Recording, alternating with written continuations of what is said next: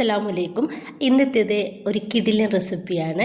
ഇത് നമുക്ക് ബ്രേക്ക്ഫാസ്റ്റ് ആയിട്ടും ഈവനിങ് സ്നാക്സ് ആയിട്ടും ഡിന്നറായിട്ടും ഒക്കെ ഉണ്ടാക്കിയെടുക്കാൻ വേണ്ടിയിട്ട് പറ്റിയ ഒരു അടിപൊളി റെസിപ്പിയാണ്. അപ്പോൾ ഫുൾ ഹെൽത്തിയാണിത്. അതുപോലെ തന്നെ നമുക്ക് ചായ തിളക്കുന്ന സമയം കൊണ്ട് ഉണ്ടാക്കിയെടുക്കാനും വേണ്ടിയിട്ട് പറ്റും ചെയ്യും. അപ്പോൾ ഇത് ഉണ്ടാക്കുന്നത് എങ്ങനെയെന്ന് കണ്ടു നോക്കാം. വീട്ടിലേക്ക് പോവാം. അപ്പോൾ ഇതിന് വേണ്ടിയിട്ട് 1 കപ്പ് ചപ്പാത്തിപ്പൊടി വെച്ചിട്ട് ഇതുപോലെ നമ്മൾ ചപ്പാത്തിക്കൊക്കെ റെഡിയാക്കി എടുക്കില്ലേ, ആ ഒരു രീതിയിൽ ഞാനിതാ മാവൊന്ന് കുഴച്ച് റെഡിയാക്കി വെച്ചിട്ടുണ്ട്.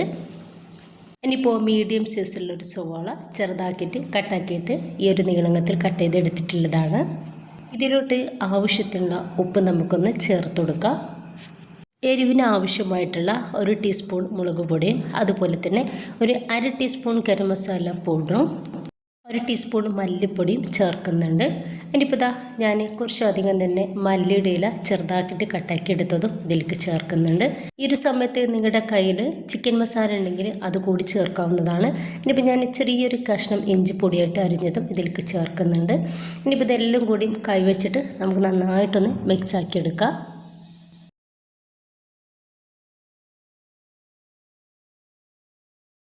നന്നായിട്ടൊന്ന് മിക്സ് ആക്കി എടുത്തതിന് ശേഷം ഇനി ഞാനിതിലേക്ക് ചേർക്കുന്നത് 1/4 കപ്പ് റവയാണ്. റവ എന്തായാലും നിങ്ങൾ കയ്യിലുണ്ടെങ്കിൽ ചേർത്ത് കൊടുക്കുക. ഒരു പ്രത്യേക ടേസ്റ്റ് ആവും അപ്പം നമ്മുടെ ഈ ഒരു സ്നാക്സിന് ഉണ്ടാവുക. നന്നായിട്ട് തന്നെ ഒന്ന് മിക്സ് ആക്കിയിട്ട് യോജിപ്പിച്ചെടുക്കുക. നമുക്കിതൊന്ന് മാറ്റി വെക്കാം. ആ ഒരു ടൈം കൊണ്ട് നമ്മുടെ ഒരു മാവ് നന്നായിട്ട് സോഫ്റ്റായിട്ട് റെഡി ആയിട്ട് കിട്ടിയിട്ടുണ്ട്. ഇനിയിപ്പോൾ നമ്മൾ 1 കപ്പ് മാവ് വെച്ചിട്ട് 2 ഡോ ആക്കി എടുക്കുകയാണ്. സെൻറ്ററിലൊന്ന് കട്ട് ചെയ്തെടുക്കുക. ഞാൻ കൗണ്ടർ ടോപ്പിലോട്ട് കുറച്ച് ഗോതമ്പ് പൊടി ഇതുപോലെ ഇട്ടെടുത്തിട്ട് അതിൽ നിന്നും ഒരു ഡോ എടുത്തിട്ട് ഇതുപോലെ കൈ വെച്ചിട്ട് ജസ്റ്റ് ഒന്ന് അമർത്തിയിട്ട് നമുക്കൊന്ന് പരത്തിയെടുക്കാം.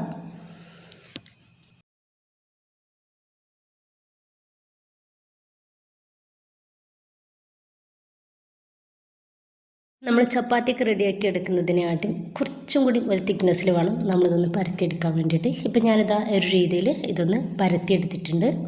ഇതിൻ്റെ മുകളിലേക്കായിട്ട് നമുക്ക് കുറച്ച് വെളിച്ചെണ്ണയാണ് ഞാനിപ്പോൾ തേച്ചെടുക്കുന്നത്. നിങ്ങൾക്ക് ബട്ടറോ നെയ്യോ എന്ത് വേണമെങ്കിലും തേച്ചെടുക്കാവുന്നതാണ്. ഇത് ഓപ്ഷനലാണ്, വേണമെങ്കിൽ മാത്രം തേച്ചെടുത്താൽ മതി. അതിനുശേഷം നമ്മൾ റെഡിയാക്കി വെച്ചിട്ടുള്ള ആ ഒരു സവാളയുടെ മിക്സ് അതിൻ്റെ മേലേക്ക് ഇതുപോലെ ഒന്ന് ഇട്ടുകൊടുക്കാം.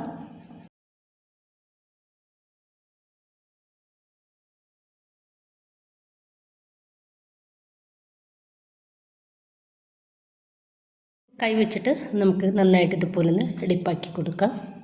ഇപ്പോൾ ഒരു സൈഡിൽ നിന്നും നമുക്ക് ചെറിയൊരു വീതിയിലായിട്ട് ഇതുപോലെ ഒന്ന് മടക്കി കൊടുക്കാം.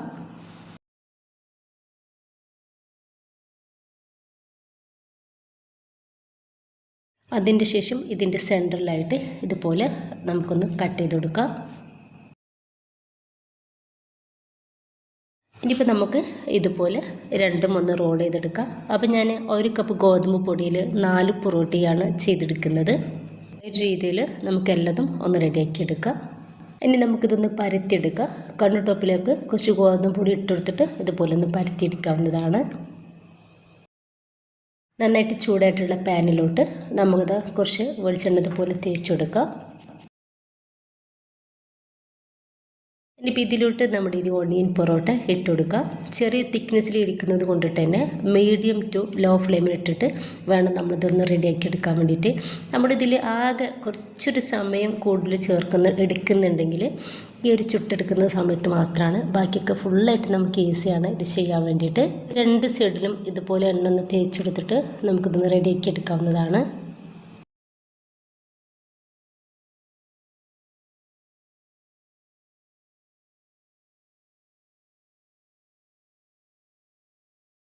ഇത് റെഡി ആയിട്ടുണ്ട്. പാനൊന്നും എടുത്ത് മാറ്റാം. ബാക്കി കൂടി നമുക്കിതുപോലെ ചെയ്തെടുക്കാവുന്നതാണ്.